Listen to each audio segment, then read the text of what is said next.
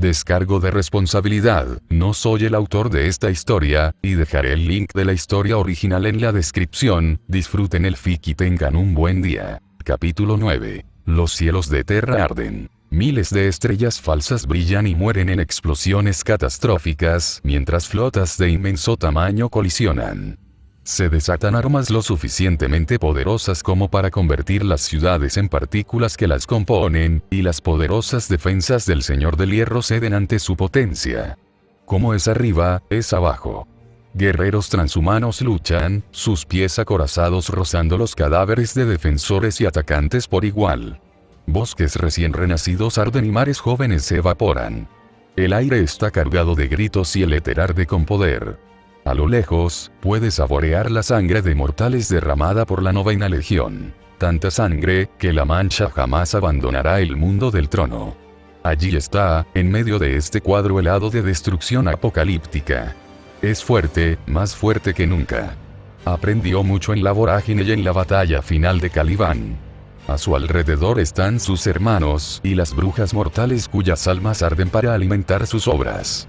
Grandes hechicerías se realizan bajo su mando, estrellándose contra las protecciones erigidas por los hijos del Cíclope. Él es poderoso. Está haciendo lo que debe hacerse. Él lo sabe, así como sabe que no había otro camino. Que todas las muertes de este día, todas las muertes que lo condujeron y todas las que están por venir, son necesarias. El falso emperador, que incluso ahora se esconde tras la cave Ferrún, debe morir. Él lo sabe. Él lo cree. Es el hijo de Lionel Johnson y caminó con su primarca por el laberinto de cristal. Ha visto el futuro de pesadilla que debe evitarse, sin importar el costo. Y entonces hace todas estas cosas terribles y malvadas, y acepta que no hay elección. El niño no.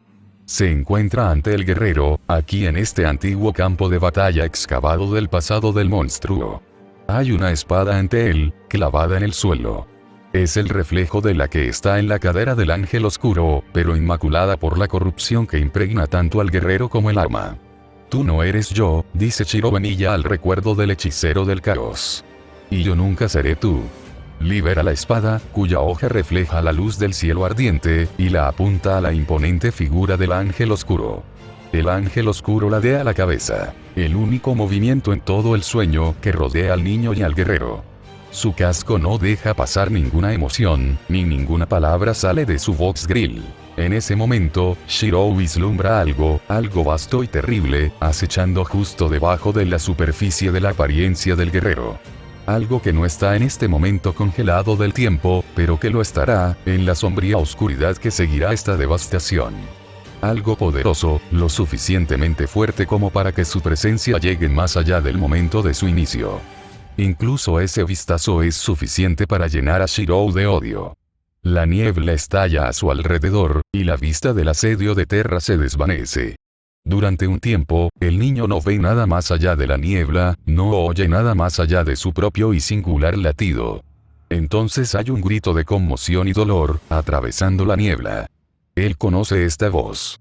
Chirobenilla abre los ojos. 23 de julio de 2003 DC, Residencia Milla. La primera lección que todo enforcer aprendió en el trabajo fue nunca subestimar a su presa. La mayoría de las veces, cuando la torre del reloj enviaba a los ejecutores en misiones, era para cazar designados de sellado o apóstoles muertos.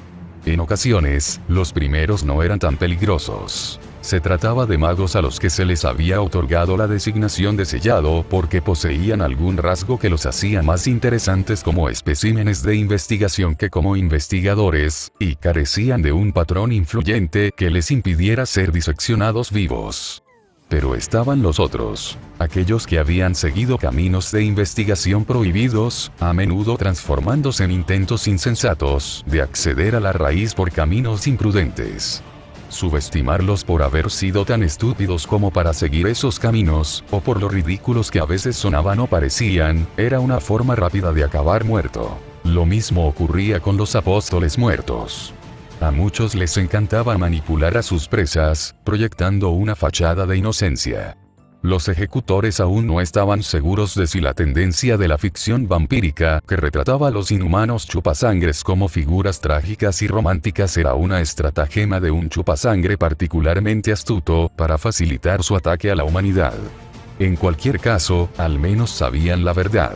Que, por muy joven o inofensivo que pareciera un apóstol muerto, seguía siendo un depredador monstruoso al que había que abatir con extremo prejuicio. Ser un mago era caminar con la muerte. Y para los ejecutores, esa muerte podía adoptar cualquier aspecto. Reprimir toda su fuerza, de cualquier forma, era un camino sin retorno a la muerte, a menudo de la forma más horrible y angustiosa. Cuando la puerta del cobertizo explotó, Basset Fragan-Kremitz se dio cuenta de que había olvidado la lección. Se había centrado en las chicas que tenía delante y había olvidado la amenaza que representaba su verdadero objetivo. El heredero del asesino de magos era una visión aterradora, no le avergonzaba admitirlo. Sus ojos dorados brillaban con poder, su piel estaba cubierta de líneas negras similares a las que había tenido la chica Matou. Y estaba el pequeño detalle de las alas que se extendían tras él, como si estuvieran tejidas con las propias sombras. Salió del cobertizo como un dios oscuro y furioso, dejando la hierba carbonizada bajo sus pies descalzos. Su mirada se volvió hacia la derecha, donde Rin Tosaka estaba arrodillada junto a su hermana, mirándolo conmocionada. «Emilia-kun». Emilia extendió el brazo y una vaina dorada y azul, bellamente grabada, apareció en su mano, brillando bajo el sol de la tarde. El objeto parecía completamente fuera de lugar comparado con la apariencia demoníaca de Emilia. Se lo lanzó a Tosaka, quien lo atrapó torpemente. «Pon eso contra Sakura y manténlo ahí», le dijo, antes de volver toda su atención a Basset. Su voz era profunda y parecía resonar incluso estando afuera. Basset sintió el peso de su mirada como una presión física. Era como si la atravesara, diseccionando todo lo que era con sus ojos. Probablemente eran ojos místicos, pero ella no percibía ningún ataque, así que probablemente eran para percibir, no para afectar al mundo. «Basset Fragan-Kremitz», dijo lentamente, pronunciando su nombre a la perfección. «Te veo». Eso, pensó Basset, sonó mucho más siniestro de lo que debería. Había pensado que el contrato para eliminarlo le sonaba sospechoso en el momento en que el agente de los Archibald la contactó. Lo aceptó de todas formas, pues se había dado cuenta de que necesitaba un mecenas entre las familias nobles si quería ascender en la Torre del Reloj, incluso siendo una de las mejores ejecutoras de su generación. Pensó que era probable que los Archibald hubieran exagerado enormemente la amenaza que representaba Emilia para justificar su propio rencor contra su padre. Ahora, si acaso, sentía que los Archibald habían subestimado la peligrosidad del chico. Todos los registros que había leído antes de llegar a Fuyuki indicaban que el asesino de magos, aunque un mercenario terriblemente efectivo y amoral, había sido un humano común y corriente, con solo unos pocos trucos relacionados con la hechicería. Su reputación se había cimentado en el uso herético de armas y tecnología mundanas, junto con un desprecio total por las tradiciones y tabúes de la Torre del Reloj. Pero esto es imposible que sea completamente humano. ¿Acaso Kiritsugu Emilia lo encontró así o experimentó con él para que cumpliera mejor su propósito? «El hijo del asesino de magos me conoce», respondió en voz alta, sin mostrar ningún nerviosismo. Esa fue la segunda lección que aprendieron los ejecutores. Nunca dejar que los vean sudar. Casualmente, también fue la primera lección que recibieron los mocosos nobles de sus familias antes de ser enviados a la Torre del Reloj. No sé si sentirme halagada o asustada. Estos ojos míos ven mucho. Sí, definitivamente una percepción mejorada. A juzgar por las runas tejidas en tu ropa, eres un ejecutor, ¿verdad? Mi padre me advirtió sobre los de tu especie. ¿De verdad?, susurró en voz baja, antes de hablar más alto. Soy una ejecutora de la Asociación de Magos. Si dejas de hacer lo que sea que estés haciendo y te rindes, te llevaré a la Torre del Reloj, donde te haré algunas preguntas sobre el asesinato del jefe Matol y la captura de su heredero. ¿Eso es lo que te dijeron? Incluso si fuera cierto, no soy miembro de la Asociación de Magos. Solo Tosaka tiene autoridad sobre mí, y eso es solo porque vivo en su territorio. A menos que ella te haya llamado, lo cual sé que no hizo, entonces no tienes jurisdicción sobre mí, ejecutor. No puedes pensar que eso funcionará, dijo Basset con incredulidad.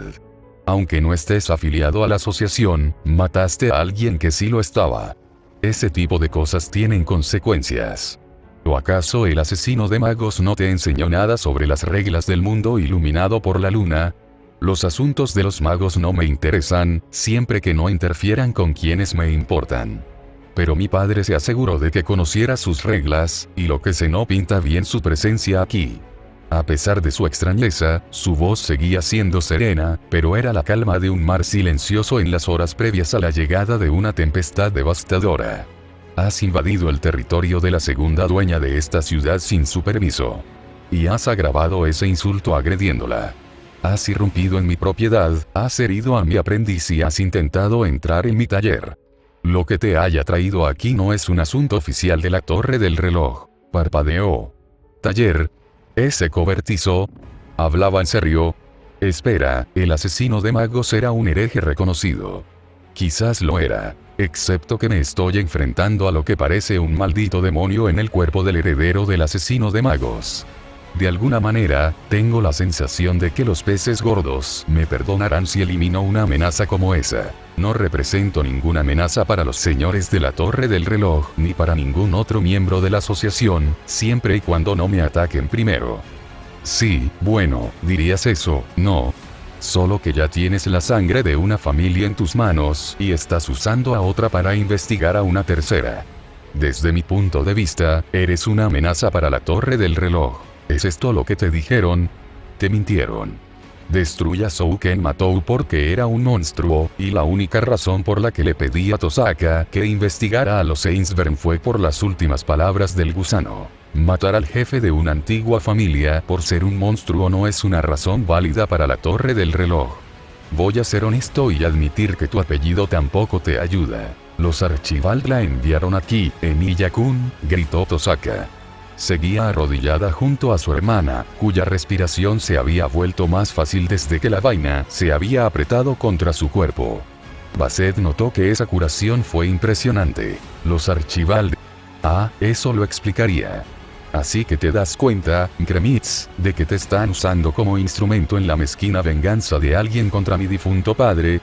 Independientemente de los motivos iniciales de los Archibald para investigarte, tus acciones siguen siendo las mismas, y lo que veo ahora mismo hace que su interpretación de los hechos, por muy egoísta que sea mucho más probable. Una última vez. Ríndete. Una última vez, repitió el sexto jefe de la casa de Emilia. Vete. No puedo hacerlo, respondió ella. Tengo órdenes. Sus palabras se apagaron en su lengua al comprender de inmediato que había dicho algo incorrecto.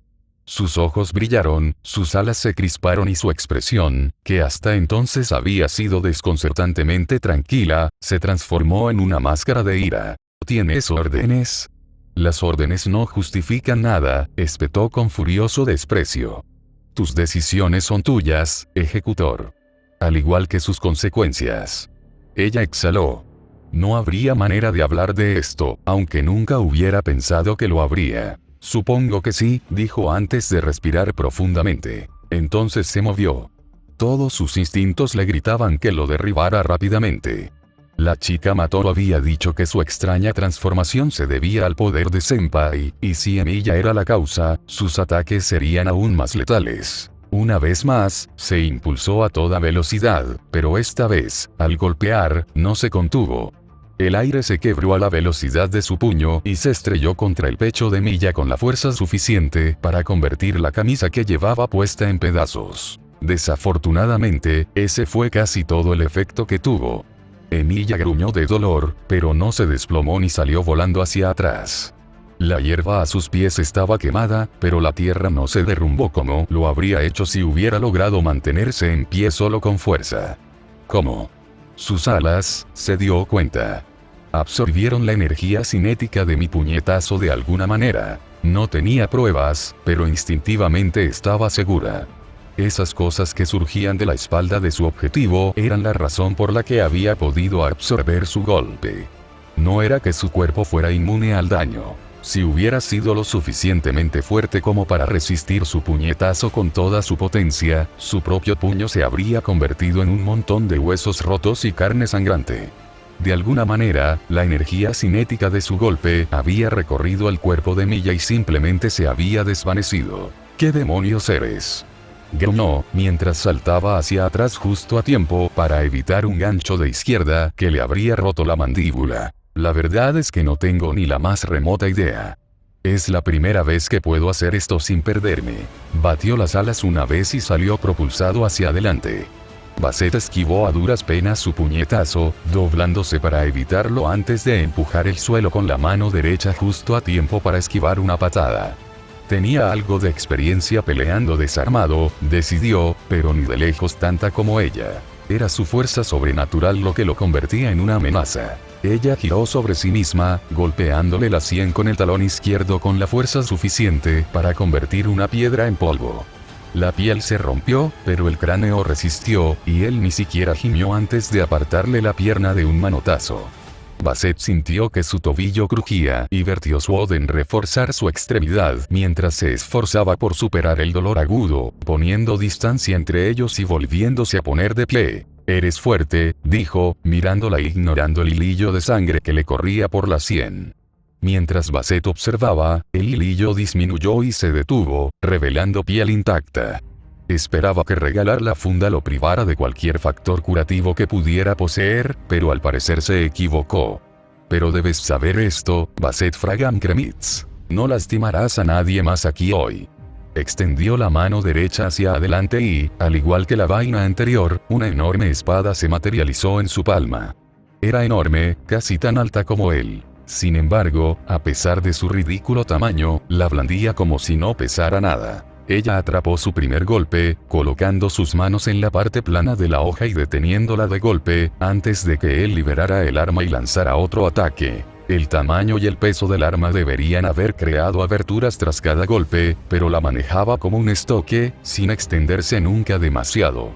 Basset era lo suficientemente rápida como para esquivar los golpes, pero estar a la defensiva no le daría la victoria. Necesitaba usar su as bajo la manga, pero con ciertas condiciones. Un grito de dolor atrajo su atención hacia el cobertizo. La chica Tosaka se agarraba el pecho con evidente incomodidad, mientras el aire a su alrededor se llenaba de calor. Sus ojos brillaban, al igual que la vaina que sostenía contra el cuerpo inconsciente de su hermana. La cabeza de Emilia se giró brevemente hacia ellos y sus ojos se abrieron con lo que Basset estaba bastante seguro que era comprensión. «Maldita sea», gruñó, volviéndose hacia ella. «No quería hacer esto, pero que así sea. Esto ya ha durado demasiado. Se acabó ya». Tomó su enorme espada con ambas manos y la empuñó por encima de la cabeza. El arma comenzó a brillar al verterse poder en su hoja, y las líneas negras en la piel de Milla se extendieron, subiendo desde su mano hasta el arma. Sus alas aumentaron de tamaño, curvándose hacia adelante para cortarle la retirada, y cargó, bajando la espada en un arco diagonal. Si ese ataque la alcanzara, seguramente moriría. «Te pillé», pensó. Extendió el brazo derecho y el tubo que había desechado al principio de su lucha contra las chicas se abrió de golpe. Una esfera de metal, empapada con su propia sangre durante varias semanas, saltó del contenedor y se quedó fija junto a su puño cerrado. El prana fluyó desde su mano hacia la esfera, y de ella surgió una espada corta, inscrita con runas que ya eran antiguas cuando nació el cristianismo. «Respondedor», gritó mientras la espada de Emilia se acercaba, lanzando su noble fantasma para detener el ataque de frente. «Fragarach». Esto era diferente, reflexionó una pequeña parte de Shirou mientras luchaba. Shirou había recurrido 2 veces a ese poder, que Rin creía provenía de alguna entidad que lo poseía. En cada ocasión, su mente cambió de rumbo, por decirlo de alguna manera. Había hecho cosas en ese estado que recordaba, pero sus pensamientos mientras las hacía le habían sido desconocidos después. Pero no esta vez. Ya fuera por su recién forjado vínculo con Rin y Sakura o por alguna epifanía provocada por enfrentarse al espectro del ángel oscuro, esta vez su mente era completamente suya. Podía sentir el poder que fluía desde lo más profundo de su ser, donde su alma y la del ángel oscuro se fundieron en el calor sobrenatural del fuego al final de la última guerra del Grial. Dolió, pero Avalon estaba curando el daño tan pronto como aparecía, y el exceso de poder se descargaba en las reservas aparentemente infinitas de Sakura, alimentando su propia copia trazada de Avalon para curar sus heridas. Pero no era suficiente. Estaba absorbiendo demasiado poder, y aunque solo una pequeña parte llegaba a Tosaka a través de la conexión que habían forjado, esa fracción era suficiente para herirla. No podía prolongar la batalla demasiado tiempo, o ella podría resultar herida permanentemente. Incluso podría morir o perder sus circuitos por sobrecarga.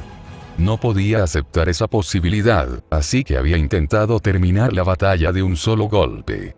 No quería matar a la ejecutora. Sus razones para atacarlos, aunque erróneas, no merecían la muerte. Pero si tenía que elegir entre su vida y la de Tosaka, la decisión era demasiado fácil. Pero la ejecutora tenía un as bajo la manga, y cuando su espada chocó con la hoja corta que ella había conjurado de aquella esfera flotante de hierro, Shirou comprendió que le habían engañado.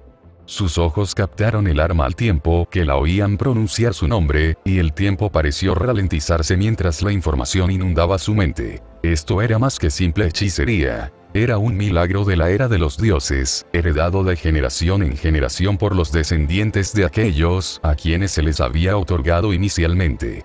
Podía ver la historia del hechizo, imbuida en la espada cuando Kremitz la forjó y la imbuyó con su propia sangre.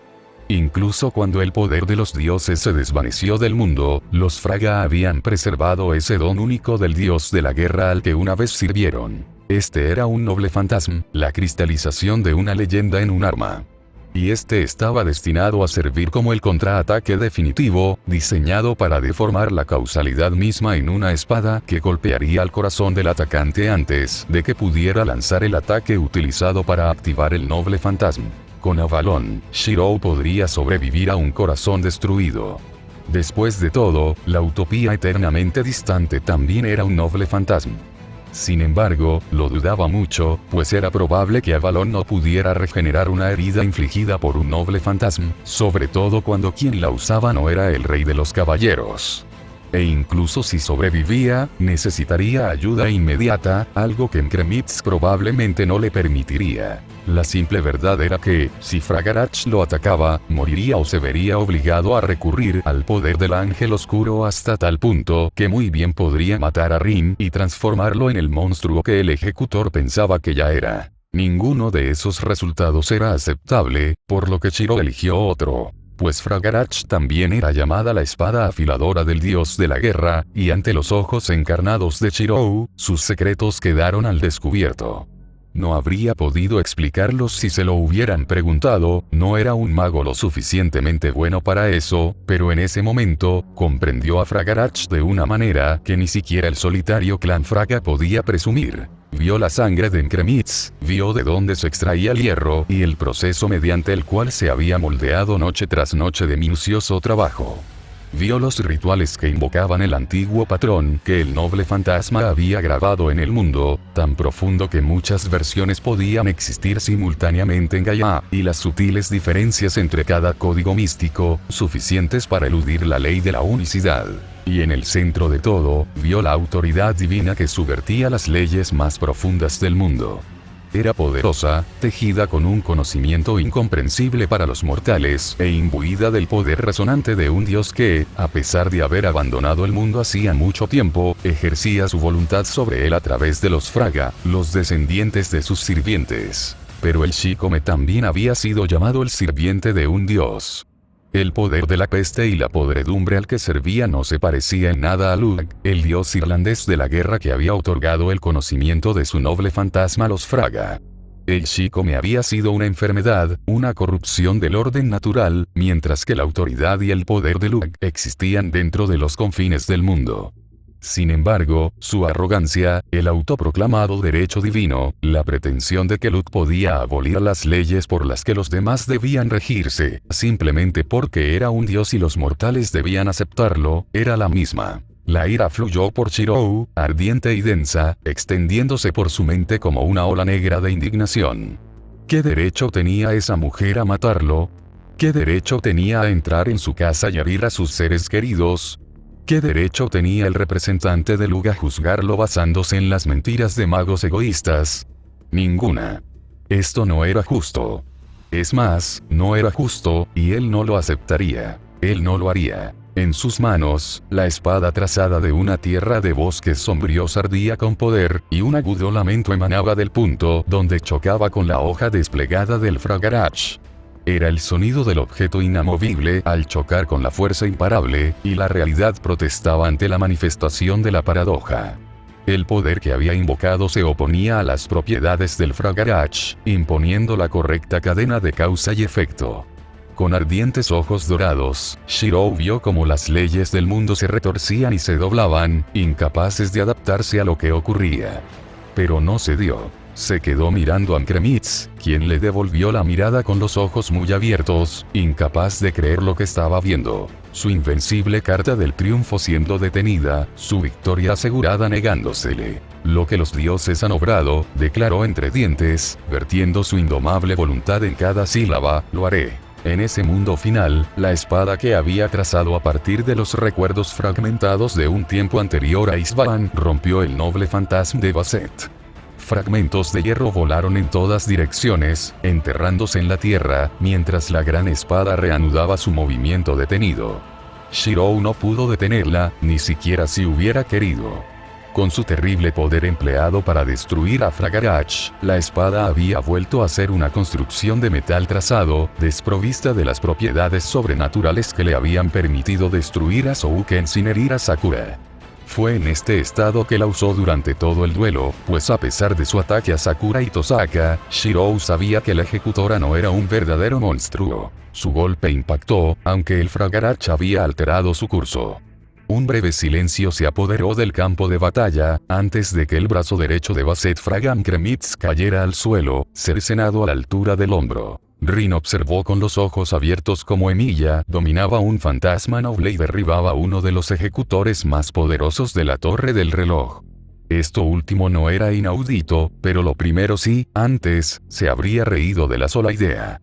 Los fantasmas nobles eran los ecos persistentes de armas míticas, mucho más poderosos que cualquier cosa que la hechicería moderna pudiera lograr. La fraga cayó al suelo segundos después de su brazo, con la sangre brotando de su herida.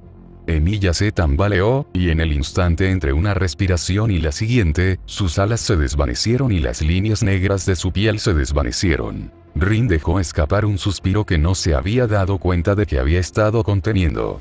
Ya había jugado un combate de entrenamiento con Kirei antes, y creía tener una idea de cómo sería una pelea entre dos hechiceros especializados en combate, pero esto había sido algo completamente distinto. Tosaka, la llamó la adolescente pelirroja, arrodillada junto al ejecutor caído. Sigue viva. Necesito tu ayuda. Después de comprobar que la funda que Emilia le había dado, y espera un minuto, había sacado un noble fantasma de su propio cuerpo, o peor, o mejor, había logrado duplicar algo que había sido creado por los Fade. Estaba equilibrada contra el cuerpo inconsciente de Sakura. Rin se dirigió al lado de Emilia. Sigue viva, dijo, señalando a la ejecutora.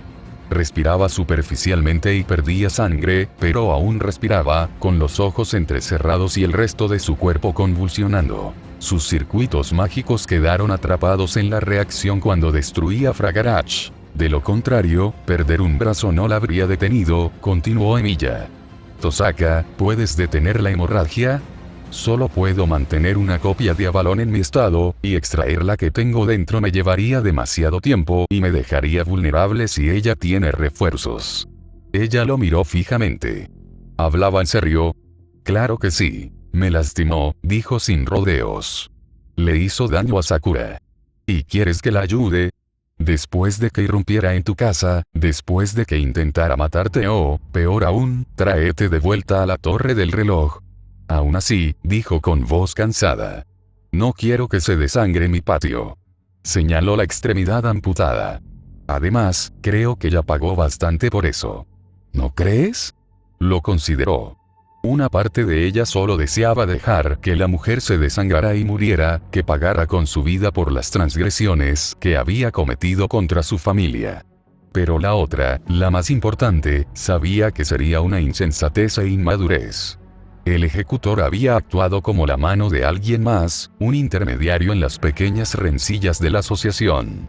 Además, matar a un ejecutor, aunque fuera en defensa propia, pondría a Emilia en la lista de la Torre del Reloj, incluso más que derrotarlo, que ya inevitablemente lo haría. Si quería salvar la situación, necesitaba información, y la fuente más obvia era Kremitz. Bien, gruñó, antes de arrodillarse junto a la ejecutora caída, examinando sus heridas con ojo crítico. Emilia tenía razón. Los circuitos de la fraga ardían. Tomaría mucho tiempo, y la atención de alguien más versado en las artes curativas que ella, restaurar su capacidad de realizar hechicería. Pero al menos debería poder estabilizarla. Normalmente necesitaría usar una de sus joyas precargadas, pero le sobraba prana gracias a su conexión con Emilia. De hecho, sus circuitos mágicos estaban dolorosamente sobrecargados, aunque ahora que ya no se añadían más, Sakura estaba absorbiendo el exceso. Antes de empezar, sin embargo, tenía que hacer algo. Un pulso de energía mágica bastó para abrir más los ojos de la ejecutora, y otro contuvo el dolor el tiempo suficiente para que su mente se despejara. Mientras parpadeaba hacia Rin, la jefa de Tosaka le habló a la ejecutora con voz clara y concisa, mientras tejía una compleja hechicería entre ambos. Jura no alzar nunca las armas contra Shiro Emilia, Sakura mató y Rin Tosaka, dijo con frialdad. Jura no volver jamás a Japón una vez que lo abandones, salvo con nuestro permiso expreso. Júralo, o si Rood me ayuda, acabaré contigo yo misma. Rin oyó a Emilia arrastrar los pies, pero no protestó. Parecía que incluso su misericordia tenía límites. Lo juro, dijo con voz áspera el ejecutor, y Rin sintió que el Geas encajaba en su lugar. Bien. Quédate quieto mientras te salvo la vida. El sol ya se había ocultado en el horizonte cuando Shirou regresó a su casa, tras haber terminado de limpiar los rastros de la batalla.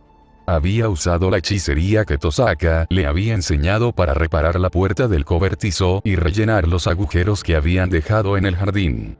Antes de eso, había guardado el brazo amputado de Kremitz en una nevera. Era posible que alguien en la torre del reloj pudiera recomponerlo, aunque dado lo que había usado para cortarlo, probablemente sería difícil. Encontró a Tosaka sentada en la sala principal, mirando furiosa el teléfono. Después de meter a Sakura en una habitación y a Kremitz en otra, y cerrar la puerta desde fuera con métodos mundanos y mágicos, Tosaka dijo que llamaría a Kirei para preguntarle qué demonios le había dicho al ejecutor y por qué. Shirou no tenía ni idea de cómo comportarse con ella ahora. Desde su primera conversación franca tras la muerte de Matou, se habían hecho amigos, o al menos eso creía. Pero aunque su conocimiento de las relaciones se limitaba al nombre que le daba a su vínculo con Sakura, estaba bastante seguro de que su disposición a acostarse con él para salvarle la vida significaba algo más. Si hubiera sido una magus más típica, quizás simplemente se hubiera tratado de un pragmatismo despiadado, pero él la conocía mejor que eso. Tosaka, la llamó. Rin, le espetó ella. Shirou parpadeó. Perdón. Tuviste un trío conmigo y mi hermana, te salvé de que tu padre se volviera loco y te destrozara por dentro, y tú me salvaste de un ejecutor. Llámame Rin, por Dios. Ella estaba sonrojada, pero la expresión de su boca y sus ojos le decían a Shirou que era mejor que estuviera de acuerdo o enfrentaría un mundo de dolor. Ese sí, Rin, se rindió dócilmente, antes de responder valientemente. Pero llámame Shirou, entonces. Por unos momentos, los dos adolescentes permanecieron en silencio, evitando mirarse resueltamente, antes de que Rin siguiera adelante. Hice unas inspecciones rápidas en la casa. El campo delimitado resistió, así que nadie de afuera debería haber notado nada, pero estuvo a punto de ocurrir. Tendrás que repararlo. Sakura es la responsable de eso, admitió. Apenas puedo crear campos que me avisen si alguien los cruza. Esa es una debilidad, lo reprendió. Los campos delimitados son uno de los pocos campos de la hechicería que tu naturaleza hiperespecializada no te impide dominar. Trabajaremos en eso más adelante. Está bien. ¿Qué dijo Kirei? Su rostro, que había empezado a relajarse, inmediatamente se tensó de nuevo. Dijo que estaba preocupado por su antiguo pupilo. Mencionó algo sobre haberse encontrado con tu padre antes, así que cuando le conté lo sucedido entre tú y Souken, pensó que podría haber caído en la trampa del heredero del asesino de magos.